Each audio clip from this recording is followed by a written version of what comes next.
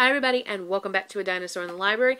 My phone has decided it hates me, so I've got to try to quit rambling quite so long in this video. It's gonna teach me to be a little more succinct. Anyway, welcome back to Dinosaur in the Library. I'm Dawn and I'm here to ramble about books. And thank you so much to everybody who has returned to my weird little kingdom to listen to me. And if you're new here, welcome guys, and I hope you stick around.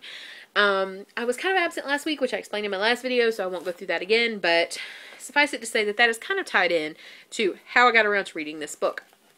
I decided that I really have to cram at least a little bit of leisure reading here and there throughout my semester, or I go absolutely out of my skull. I go, for lack of a better term, completely batshit crazy round about midterm time, and there's just no stopping it. So, but this sort of leisure reading here and there helps me to decompress, and it keeps things from building up in my head and all the stress from building up and making me crazy. So, and it's worked really well this semester. Last semester I went absolutely nuts. So this has been really helpful so far. It's kind of dropped off the last week or so because of the statistics midterm and because of papers I had to write. But hopefully I'm going to get a little bit in the groove this second half of this semester, get things done early, so I can do my usual between the semesters binge reading marathon, which I'm looking forward to.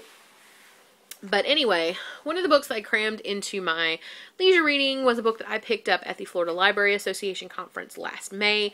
I was fortunate enough to serve as the treasurer of the Student ALA Association at our university, and I was also very fortunate that our university, our department, actually paid for I and the 3 other people on the executive board to go to Orlando to the Florida Library Association. It's not a very far drive to Orlando where we are, and we certainly couldn't have afforded to go on our own, so we were very fortunate that they did give us that money, and I was very excited. It was my very first conference.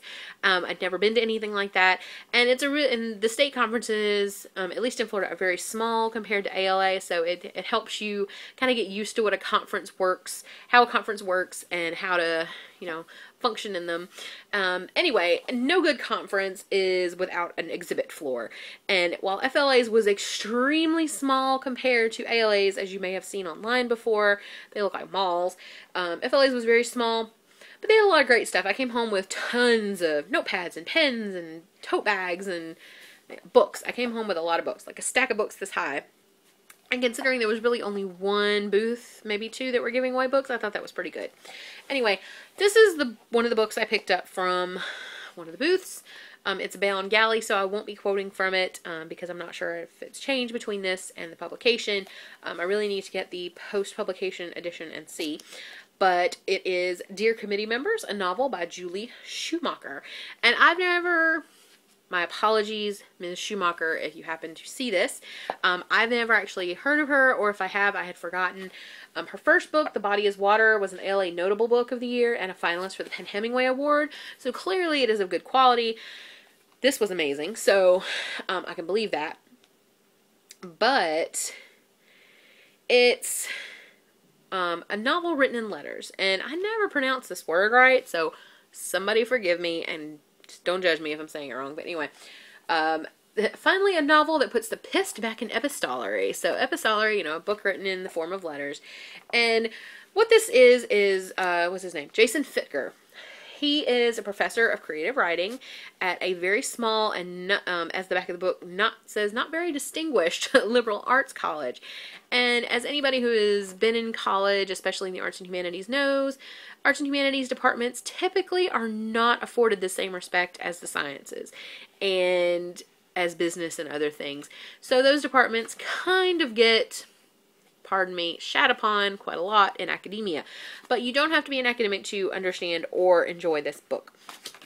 So the book is written in the form of letters, and they're all letters of recommendation that he has been asked to write either for students, for jobs, or to recommend them for, summer programs, or for colleagues who are going up for different things, writing letters of recommendation to the head of the department, things like this.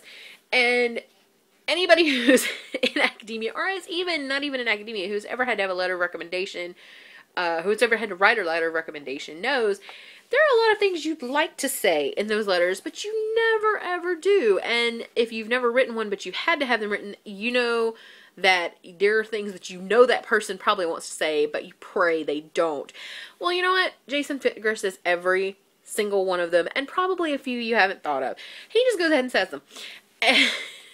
I haven't laughed out loud at a non-fantasy book in quite some time. This is adult fiction.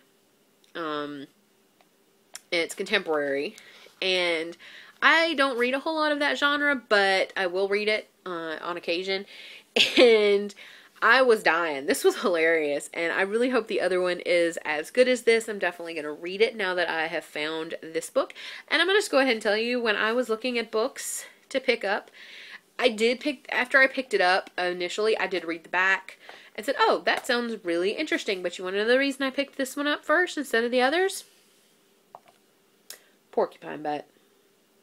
Because in this 35-year-old head lives a 12-year-old, and she runs the show. So the porcupine butt came home with me. I mean, if the back had sounded crappy, I probably wouldn't have picked it up. I can't say that I wouldn't have, because, you know, porcupine butt. Right? Anyway, it's kind of late. I'm a little strung out from that midterm, so I think I should probably shut up now. Anyway, excellent book. I think I gave it either 4 or 5 stars on Goodreads. Really funny. You don't have to be an academic or have even gone to university at all to understand this and think it's funny. So go out and pick this up if you don't want to buy it. It came out last August, so it may still be in hardback. If you don't want to buy it in a hardback because they're kind of expensive, I understand that. Go to your library. And I'm pretty sure it's more than likely available in ebook because it is from Doubleday. So yeah, go check this out. And I guess that's all I had. I'm going to be busy soon because I have more papers, but I'm going to try to do at least 1 or 2 extra videos to hide in my hard drive so that if I get kind of caught up in stuff, I will be able to post them. And I hope that everybody is okay with me having disappeared for a week or so, and I'm sorry about that. And thank you so much to all the new people who have subscribed to my channel. I think I was up to 47 the last time I looked, and that is a huge number in my opinion.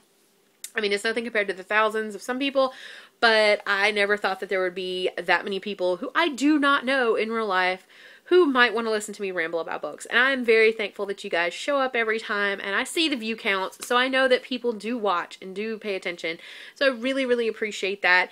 And if there's anything that you want to hear me talk about, or questions or whatever, drop them in the comments down below, and I will be sure to address that.